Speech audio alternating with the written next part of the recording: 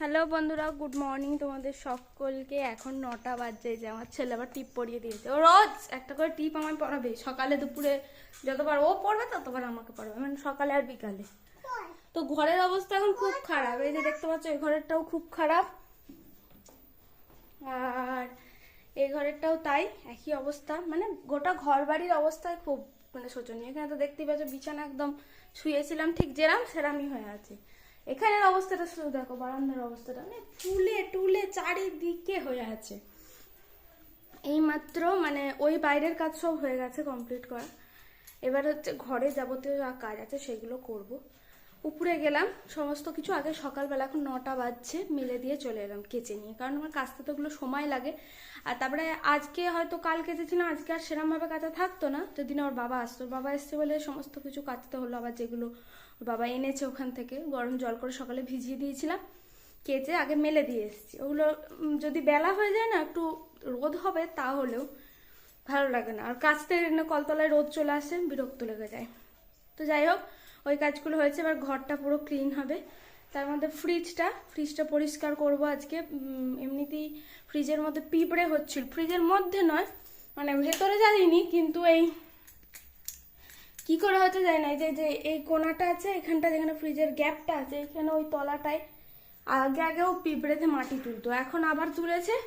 তো এবার এই সেই ফ্রিজের এই উপরটায় নয়, ডিপে নয়, এই তলার এই সব জায়গাগুলো দিয়ে মাঝে মাঝে পিঁপড়ে চলছিল। এখন আপাতত দেখতে পাচ্ছি না যদিও বা, কিন্তু ওর বাবা চলে গেলে আবার হয়তো হবে। তো তার জন্য ওর বাবাকে বলেছি ফ্রিজটা একটু সরিয়ে এনে আগে পরিষ্কার করব, করে লক্ষণ করতে চারিদিকে দিয়ে, আর ফ্রিজের ভেতরেও সমস্তটা পরিষ্কার করব।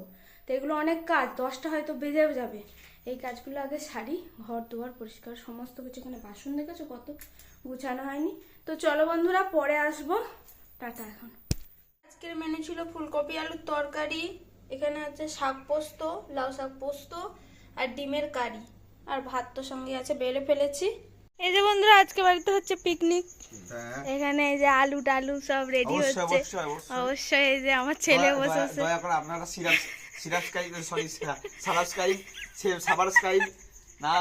সাবস্ক্রাইব কি বলে ওটাকে, চলে ওইটা করে দিন। এখানে পবিত্রের কথা কেউ শুনবেন না। আমাদের রসুন ছাড়াচ্ছে, রসুন ছাড়ানোর মাস্টার হচ্ছে পবিত্র।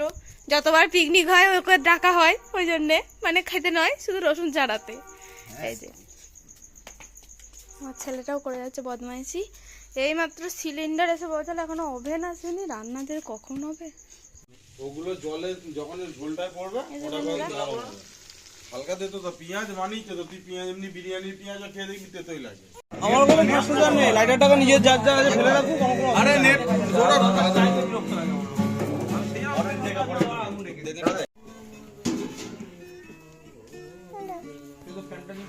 এটা চলে যাচ্ছি। খারাপ হয়ে গেল দাঁড়া রে,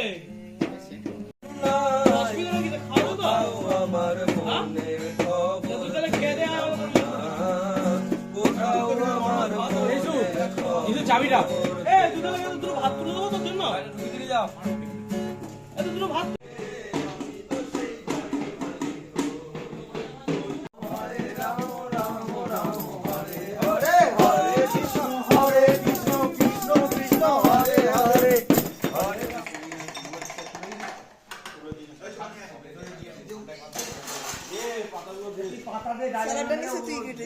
না